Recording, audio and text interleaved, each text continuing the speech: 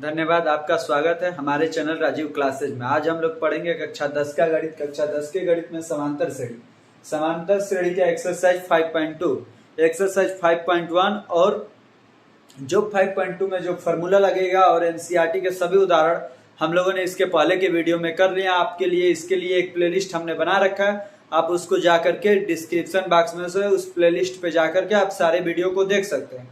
आइए आज हम लोग पढ़ेंगे 5.2। 5.2 का जो पहला सवाल है, ऐसा सारणी बना हुआ है और उसमें सबका मान दिया हुआ है A D N A N. इन चारों में से किसी एक का मान नहीं दिया हुआ है, जिसका नहीं दिया है उसी का निकालना है। जैसे देखिए पहले में क्या दिया है 7, 3, 8। एन का मान नहीं दिया है, एन का मान निकालना है तो आप लोगों ने एक फॉर्मूला पढ़ा होगा, n equal to A plus N minus 1 into में डी। एन का मान क्या है, नहीं दिया है तो एन के जगह पे रहने देंगे। ए का मान क्या दिया है 7, तो यहाँ पे रखेंगे 7 प्लस एन के जगह पे क्या दिया है 8, तो 8 माइनस में 1। डी का मान क्या दिया है 3, तो यहाँ पे रखेंगे 3। अब देखिए 7 प्लस 8 में से 1 जाएगा 7, 7 गुणे में 3, तो 7 प्लस 7 का 21, तो 7 और 21 28। तो आंसर क्या हुआ यहाँ पे हमारा, यहाँ पे हो गया हमारा आंसर 28। ये वाला हमारा आंसर क्या हो गया 28। अब ऐसे ही हम लोग दूसरे को कर लेते हैं। देखिए इसी में जो दूसरा दिया हुआ है, दूसरे में क्या दिया है, ए का मान दिया है, एन का मान दिया है, एन का मान दिया है, डी का मान नहीं दिया है। तो यहाँ पे हमें किसका मान निकालना है, डी का। फॉर्मूला क्या होता है हमारा, A N equal to A plus N minus 1 into में डी। यदि आप लोगों को कोई भी डाउट लगता हो, कहीं पे कोई डाउट हो तो आप कमेंट बॉक्स में कमेंट करिए। कोई सवाल ना आता हो तो उसको भी हम जल्दी से जल्दी उसका रिप्लाई करने का प्रयास करेंगे। आइए इस सवाल को देखते हैं। देखिए इसमें डी का मान नहीं दिया है, जिस मान को नहीं दिया है उसको हम हल करके गोले के रूप में लिख रहे हैं। आप लोग समझ लीजिएगा कि जो गोले के रूप में लिखा हुआ है यही नहीं दिया था। एन का मान निकालना है, तो एन का मान दिया हुआ है 0, तो यहाँ पर रखेंगे 0 बराबर। ए का मान क्या दिया है -18, तो यहाँ पर रखेंगे -18 प्लस एन का मान कितना दिया है 10, तो 10 माइनस में 1। डी का मान नहीं दिया है तो डी का मान रहने देंगे। अब देखिए ये -18 इधर माइनस में इधर आएगा तो प्लस में, तो 18 बराबर 10 में से 1 जाएगा 9 डी, तो डी बराबर 18/9, तो डी बराबर 2। डी का मान क्या आया 2, तो यहाँ पे लिख देंगे डी का मान 2। अब हम लोग तीसरे सवाल को इसी में कर लेते हैं।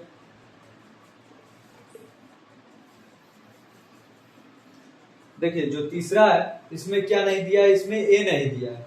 तो तीसरे में ए नहीं दिया है तो फॉर्मूला सबसे पहले आप लोग जितनी फॉर्मूला को बार बार लिखिएगा, क्योंकि फॉर्मूला को आप लोग जितनी बार लिखेंगे उतना ही जल्दी याद हो जाएगा। एन बराबर ए प्लस एन माइनस 1 इंटू में डी। एन का मान कितना दिया है -5, तो इसके जगह पे रखेंगे -5। ए का मान नहीं दिया है तो ए के जगह पे ए रहने देंगे प्लस एन माइनस 1, तो एन का मान है 18 माइनस 1। डी का मान कितना दिया है, डी का मान -3, तो डी के जगह पे रखेंगे -3। ऐसे कोष्टक में बंद कीजिएगा, क्योंकि कोष्टक में नहीं बंद करेंगे तो वो बुरा नहीं हो पाएगा। सॉरी, देखिए -5 बराबर ए प्लस 18 में से 1 जाएगा 17, इधर -3। अब हो जाएगा -5 बराबर ए प्लस 17 किया 51, तो -51। अब ये -5 बराबर ए, ये प्लस माइनस गुणा होगा तो -51। अब ये -51 इधर आएगा तो प्लस हो जाएगा, तो क्या लिखेंगे ए बराबर -5 प्लस 51। 51 इधर आया तो प्लस हो गया। अब 51 में से 5 जाएगा क्या होगा 46, तो ए बराबर क्या हो जाएगा हमारा, ए बराबर आया हमारा आंसर 46। अब इसको यहाँ पे लिख लेते हैं 46। आप लोग समझ लीजिएगा जो गोले के रूप में लिखा गया यही नहीं दिया था, उसी को हम हल करके लिख रहे हैं। अब चौथा सवाल कर लेते हैं इसी का।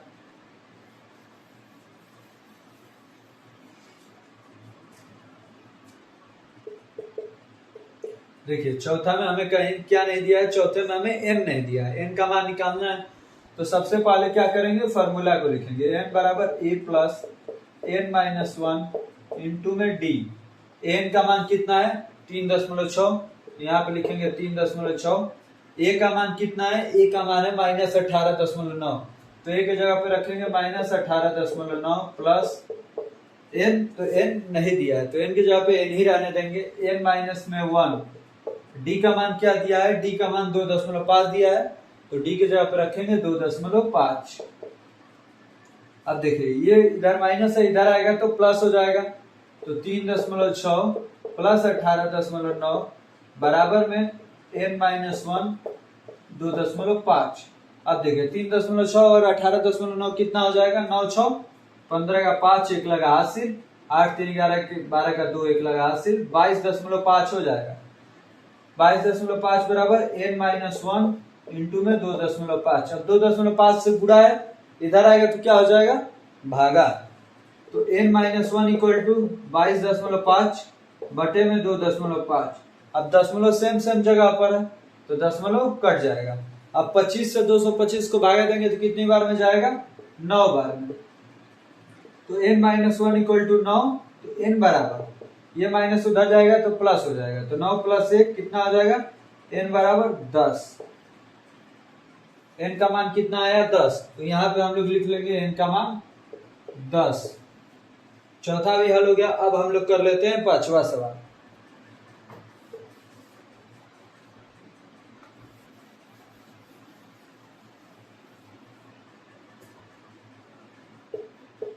देखिए पांचवा क्या है, पांचवा में an का मान नहीं दिया है तो फॉर्मूला लिख लेते हैं n equal to a plus n minus 1 into में d, जिसमें n नहीं दिया है, a दिया है तो a का मान 3.5 रख लेंगे, a का मान 3.5 प्लस n का मान कितना दिया है, n का मान 105 दिया है, तो यहाँ पर रखेंगे 105 माइनस में 1, d का मान कितना दिया है 0, तो d की जगह पर रखेंगे 0।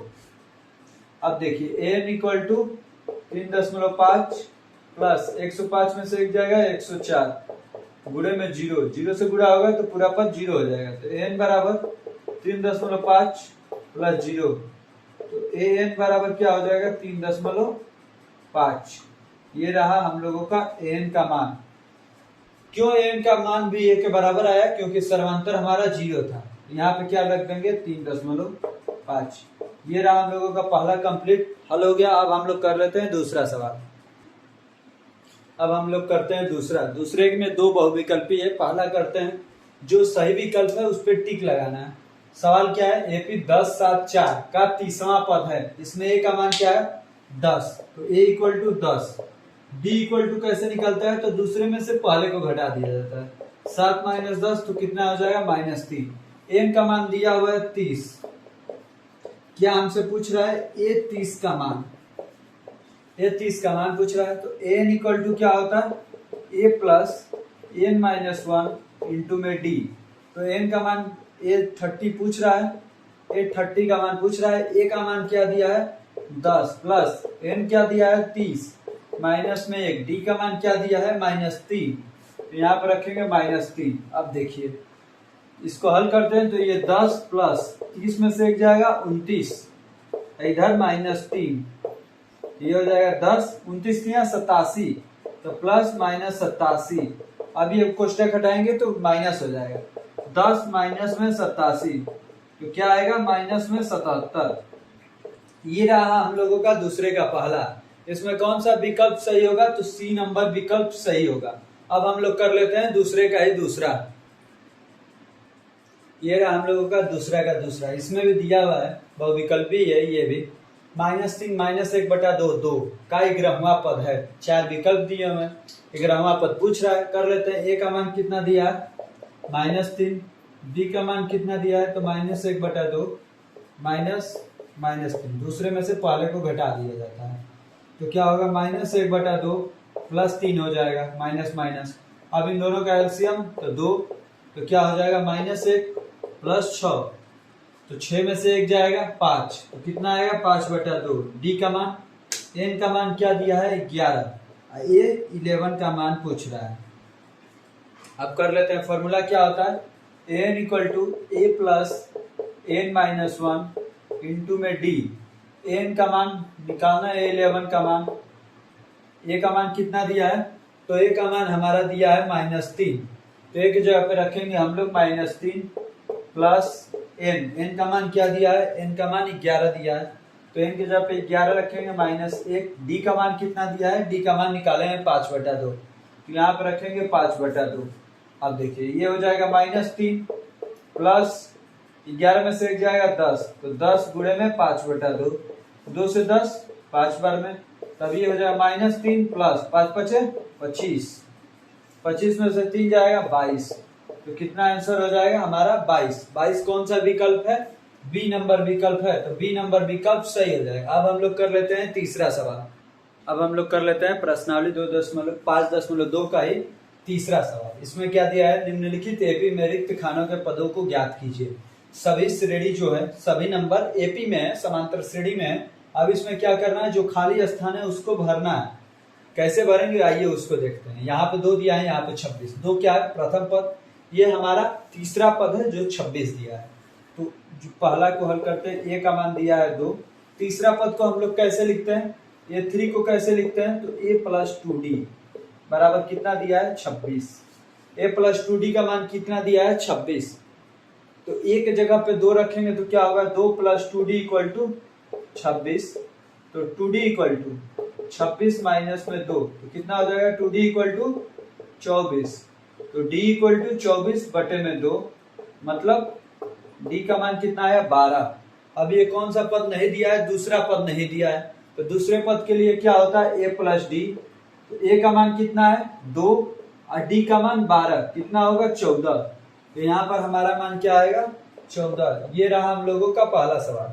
ऐसे ही ये पांचों हल हो जाएंगे। आइए अब दूसरे को हल करते हैं।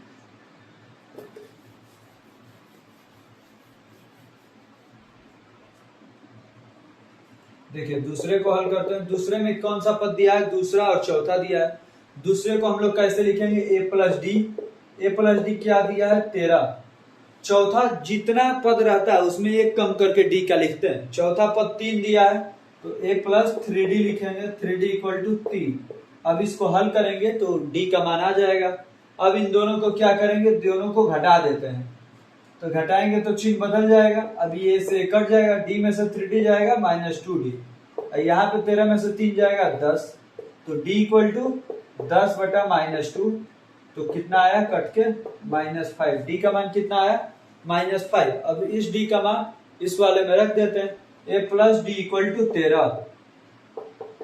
13, तो d की जगह पे क्या रखेंगे -5, तो a -5 = 13, तो a = 13 + 5, तो a का मान क्या आएगा हमारा 18।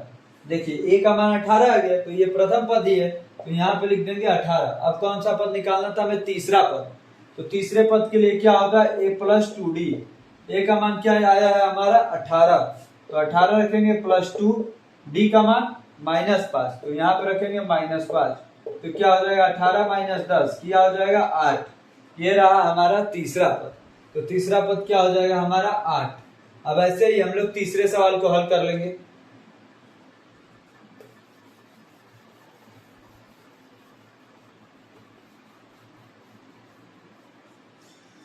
आप लोग ध्यान से देखिएगा और काफी में हल करते रहिएगा। एक बार में ना समझ में आए, एक बार और वीडियो को देखिएगा, पूरी अच्छी तरह से समझ में आ जाएगा।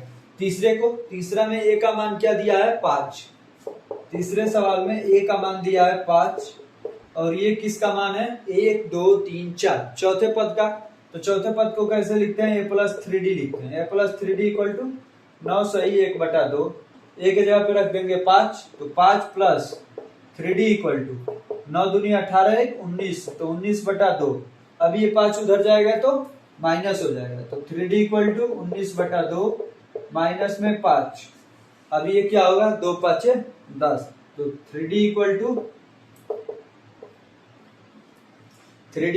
इन दोनों का एलसीएम 2।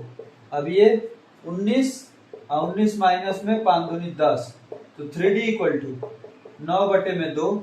अब देखिए d = क्या हो जाएगा 9/2 और गुणे में 3, 3 से 3 बार में, तो d = 3/2। ये रहा हमारा d का मान। d का मान कितना आया है 3/2, a का मान कितना है 5। अब दूसरा पद लिखना है, तो दूसरा पद कैसे आता है, a + d से, तो a का मान है 5 और d का मान कितना है, d का मान है 3/2। 3/2 जोड़ेंगे तो 5 दूनी 10 3 13/2। 13/2 को या तो आप ऐसे ही लिख लीजिए 13/2। तो 13/2 को यदि सही के रूप में लिखना है तो कैसे लिखेंगे, 2 6 12, मतलब 6 सही 1/2। तो आप ये क्या हो जाएगा, 6 सही 1/2 यहाँ पे मान हो जाएगा, 6 सही 1/2। अब ऐसे ही यहाँ पर भर लेंगे। ये कौन सा पद है, तीसरा पद है। देखते हैं तीसरे पद को भी। देखिए तीसरा पद में क्या होता है, तो a + 2d। a + 2d, a का मान क्या है 5 + 2, d का मान कितना है 3/2।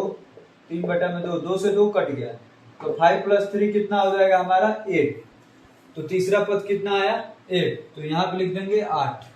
ये रहा हम लोगों का तीसरा पद। अब कर लेते हैं हम लोग चौथा सवाल।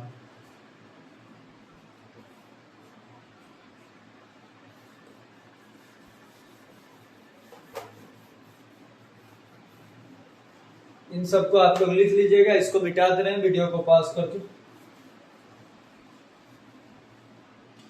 देखिए चौथा सवाल करना है। इसमें पहला ही पद दिया हुआ है -4। पहला पद हम लोगों का ही -4 है। देख लेते हैं एक बार। हाँ, पहला ही पद -4 है हम लोगों का। तो a का मान कितना दिया है -4। ये कौन सा पद है, 1 2 3 4 5 6, छवा पद है 6। तो क्या लिखेंगे, छवे पद को क्या लिखते हैं, a + 1 कम करके 5d। a + 5d = 6 दिया हुआ है।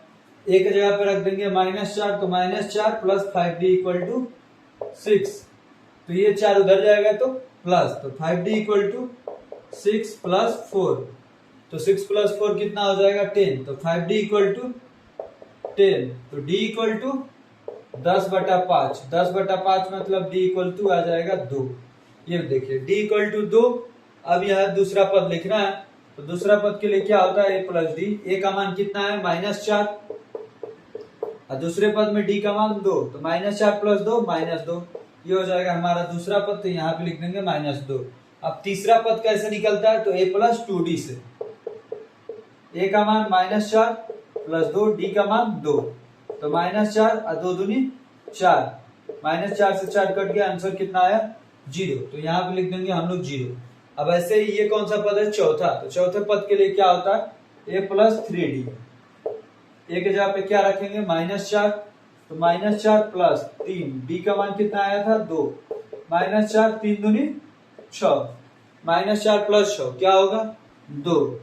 2 कैसे होगा, -2 क्यों नहीं होगा, किसी के दिमाग में -2 आ रहा होगा, तो इसलिए नहीं होता है। प्लस माइनस के गुणा होता है तो माइनस, मतलब घटाया जाएगा। 6 में से 4 घटाया जाएगा तो 2। अब चिन्ह किसका लगता है, तो जो नंबर बड़ा होता है। 6 बड़ा है, 6 के पास कौन सा चिन्ह है, प्लस, तो यहाँ पे हो जाएगा प्लस। तो 2 आंसर होगा। तो यहाँ पे लिख देंगे 2। अब निकालना है हमें पांचवा पद। 1 2 3 4 पांचवा पद। तो पांचवे पद के लिए क्या होगा, a + 4d। a + 4d मतलब एक जगह पे क्या रखना है -4, -4 + 4, d के जगह पे 2।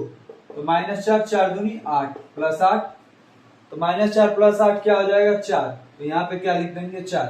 ये रहा हम लोगों का चौथा सवाल भी कंप्लीट हल हो गया। अब कर लेते हैं पांचवा।